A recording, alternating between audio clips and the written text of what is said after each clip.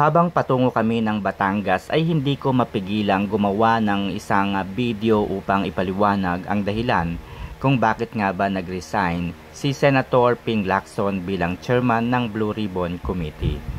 Alright, so samahan niyo ako at sana ay maipaliwanag ko ito ng maayos at sa madaling salita lamang, mga kaibigan. Iiwasan natin ang masyadong technical sa bagay na ito. Okay?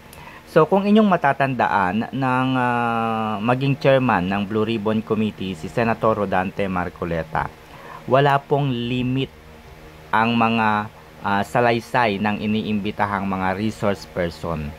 Hindi po nila tinitignan kung sino po ang masasagasahan. And napaka-obvious po niyan. Sa unang pagdinig, pangalawa, pangatlong pagdinig, and so on so forth, ay nakita natin kung paano umakyat ang investigasyon, kung paano binanggit ng mga testigo ang mga tao sa likod ng maanumalyang flood control project scam na ito. Dahil dito, mga kaibigan, umingay ang pangalan ni Martin Romualdez bilang isa sa pinakamataas na nakakakubra o nakakakuha ng kickback. Ito ay dahil sa revelasyon ng mga diskaya. Dahil sa mga diskaya, nalaman natin ang involvement ng mga opisyales ng DPWH. Umakyat ito kay Saldico hanggang kay Martin Romualdez. Sa madaling salita, malapit na po sa Pangulo ang investigasyon na ito. Ibig sabihin, mula kay Martin Romualdez, posible na umakyat na ang CC sa Pangulo. At yun po ang direksyon ng investigasyon na ginagawa ni Senator Rodante Marcoleta. Wala pong limit. Okay? So, hindi po dahil sa wala pong limit ang dahilan ng pagbaba ni Ping Lacson. Okay? So, nang maging Senate President po si Tito Soto, mga kaibigan, nagbago. Nawala po yung dating Duterte Block ay napalitan po ng iba. Okay? Ibig sabihin, ang mga kaalyado o yung mga senators na talaga ng mga allied, no, ng mga Duterte ay nagbago. Nagpalit po kasi ng liderato. Sumanib po sila, nakialyado po sila sa bagong Senate President na si Tito Soto. Kasama na nga po dyan, siyempre, ang magkapatid na Villar. And napalitan po si Rodante Marcoleta ni Senator Ping Lacson. Una pa lamang ng investigasyon ay tila kinakitaan na si Senator Ping Lacson ng favoritism kung tawagin. Favoritism o pagtatago kung sino nga ba ang tao sa likod ng maanumalyang flood control scam na ito. Bakit? Sapagkat kitang-kita natin kung paano niya ninanais, kung paano niya nililihis yung mga salaysay ng mga testigo. Kumbaga, tinutuldukan niya yung testigo.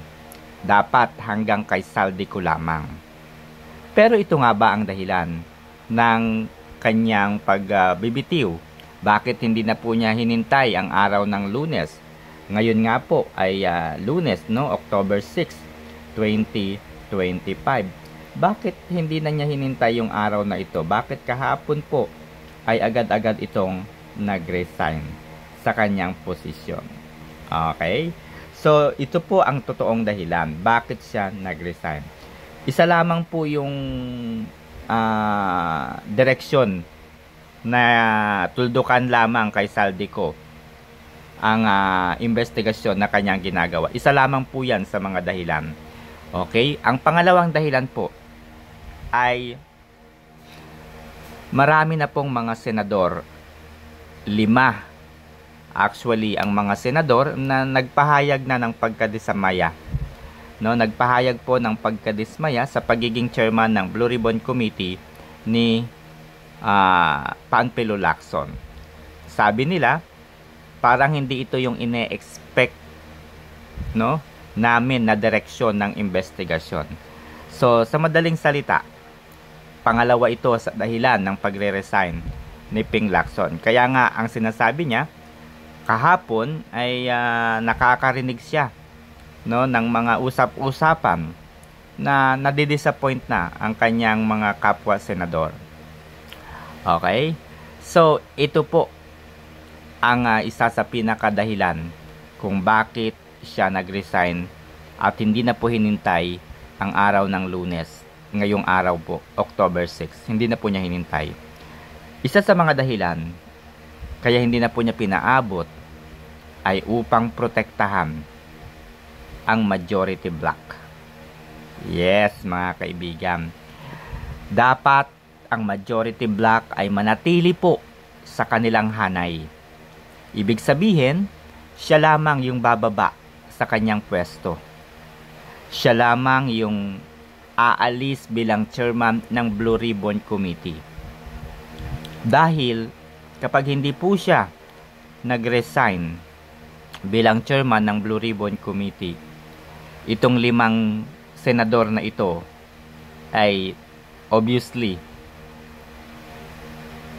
tatawag ng bagong rigodon sa Senado.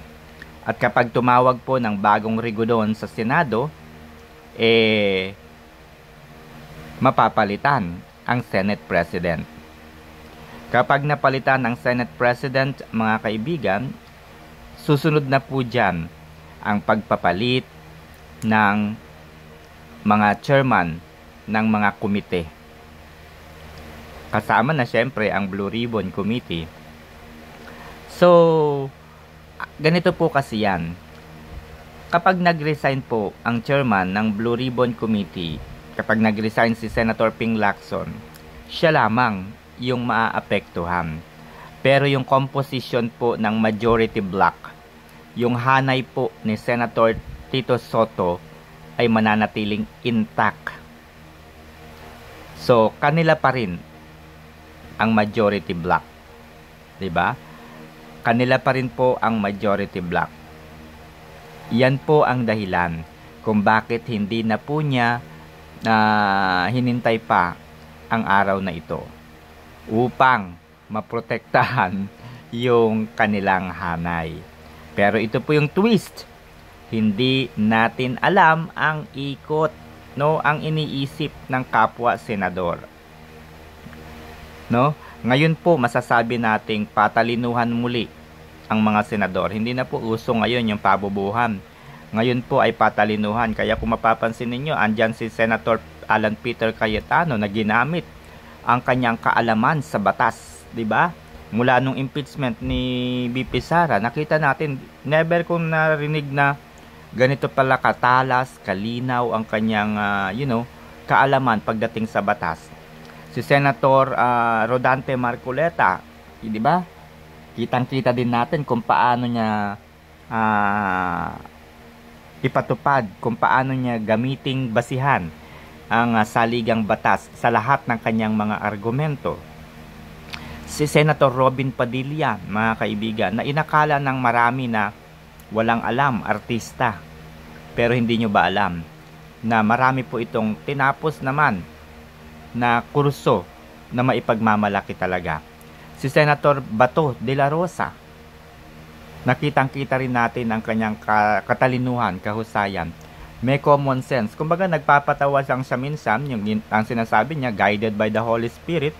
Pero hindi po yun guided lamang ng Holy Spirit kung wala po siyang natatanging kahusayan o katalinuhan. Ilan lamang po yan. Kahit nga si Senator Lito Lapid, 'di ba, nung sa impeachment ni BP Sara. 'Di ba? So, kahit papaano mga kaibigan, ang komposisyon ng mga senador ngayong 19th and 20th Congress ay talaga namang mahuhusay. Kumbaga batas na po ang pinaiiral. Kaya siguro hindi umubra itong si Ping Lacson talaga. Yung diskartehan ni Ping Lacson na dapat hanggang kay Saldico lamang yung investigasyon, hindi umubra, di ba? Kasi pag sinabi mong batas, lahat yan madadamay. Basta kung ano yung katotohanan, ano yung totoo, yun yung dapat masunod. So, ayun guys, do you agree with me na ang dahilan ng kanyang pagre-resign ay upang protektahan ang majority bloc, upang protektahan po yung hanay ng Lacson Soto. So, yun guys, hintayin natin. Malay nyo, yung 5 senador na nagparinig na noong mga nakaraang araw na nadismaya na kay Tito Soto at Ping Lacson, itutuloy ba nila yung pag-alis? So, yun lang at ewan ko kung mag-a-agree kayo. Sana nga mapalitan na muli ang liderato at gawing Senate President itong si Senator Alan Peter Cayetano. Good morning and happy Monday.